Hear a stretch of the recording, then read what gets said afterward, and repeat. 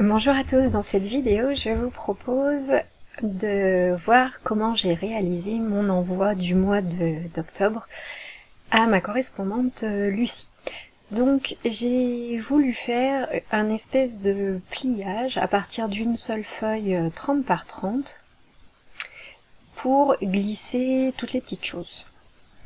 Donc j'ai suivi un tuto qui n'est pas de moi, donc je vous mettrai bien entendu le lien de ce tuto dans la vidéo.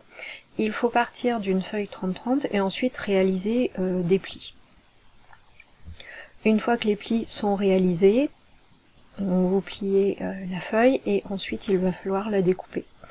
C'est assez simple en fait, et après ce n'est qu'un système de pliage et de collage. Alors j'ai jamais été très douée en origami, mais j'y suis arrivée, le tuto est très très clair, je vous le conseille. Et c'est sympa parce que en fait ça fait des petits rabats, et également un ensemble de petites pochettes, dont une pochette au milieu qui va être un petit peu pochette secrète. Donc voilà. Donc je colle justement au milieu pour réaliser une pochette. Je ne colle pas sur tous les côtés, je laisse le côté qui est sur l'extérieur sans colle afin de pouvoir glisser quelque chose dedans. Je vais arrondir tous les petits coins pour l'effet. Enfin, c'est un effet qui me plaît bien en fait d'arrondir les coins, donc j'utilise assez souvent.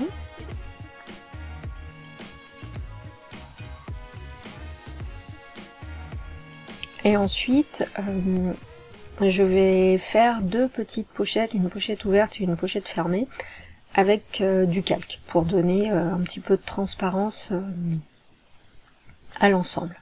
Donc je fais d'abord je ferme d'abord le rabat, en bas et en haut, comme ça fait un petit endroit pochette pour glisser quelque chose, et ensuite je vais découper une première feuille de calque aux dimensions d'un autre rabat,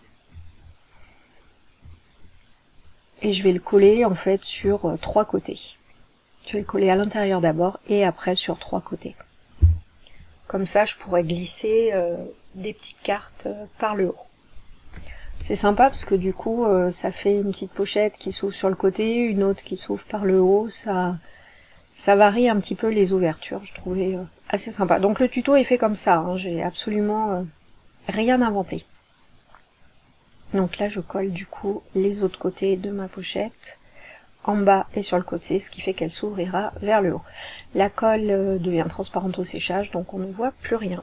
Je coupe la deuxième feuille de papier calque, donc c'est exactement le même système, sauf que je vais juste la coller au rabat, et du coup là, ça fera un petit peu comme une page en plus, transparente. C'est super franchement de mettre du papier calque, ça donne vraiment une transparence vraiment agréable à l'ensemble.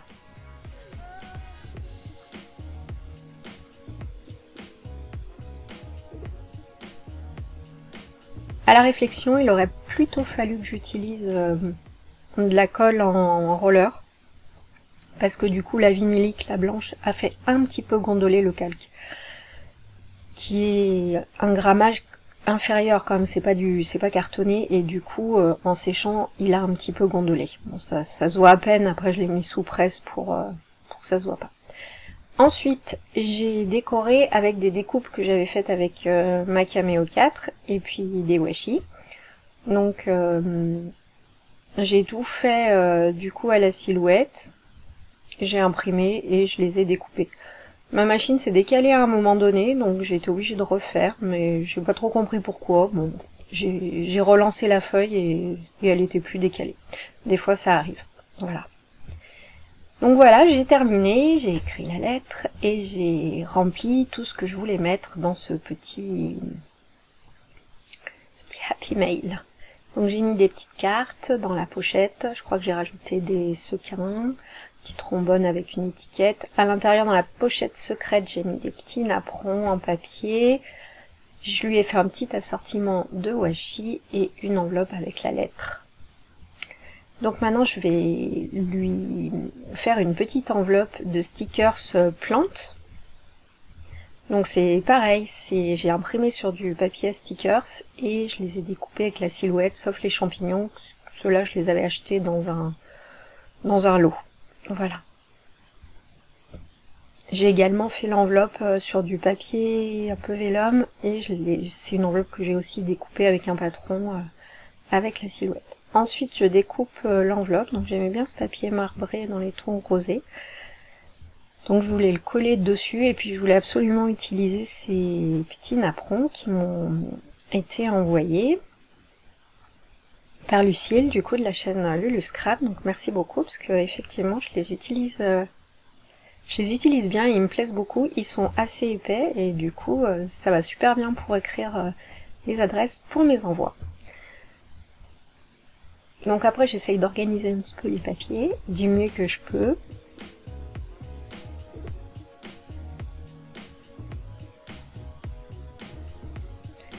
Je mets quelques petits stickers ronds, et puis je décide d'écrire son nom en calligraphiant un petit peu. Je décore du coup avec un stylo blanc sur l'enveloppe craft. Ça fait toujours, je trouve, assez joli de décorer le craft avec un stylo blanc. Donc j'aime bien, donc j'ai rajouté ces petits dessins.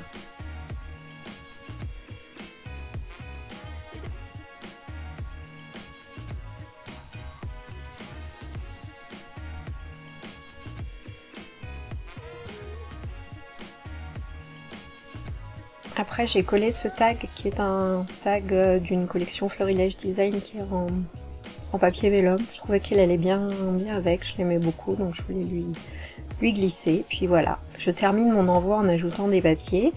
Je lui ai imprimé en papier format A5 la collection Automne Magique de Sagapo Scrap pour lui offrir. Et du coup je lui ai emballé dans du papier de soie, et puis je lui mets le nom, justement, si jamais elle voulait l'acheter pour elle, je lui mets le nom de la collection. Donc c'est une collection qui est téléchargeable et disponible sur internet, c'est donc la collection Automne Magique de Sagapo Scrap. Et du coup mon envoi est terminé, je glisse tout ce qu'il faut à l'intérieur de l'enveloppe. Je ferme bien entendu l'enveloppe, et puis j'écrirai l'adresse pour lui poster en dehors de la vidéo. Voilà, écoutez, j'espère que cette vidéo vous a plu. N'hésitez pas à me dire ce que vous en avez pensé dans les commentaires, ça me ferait plaisir. Puis je vous dis à très bientôt pour une prochaine vidéo. Bye bye!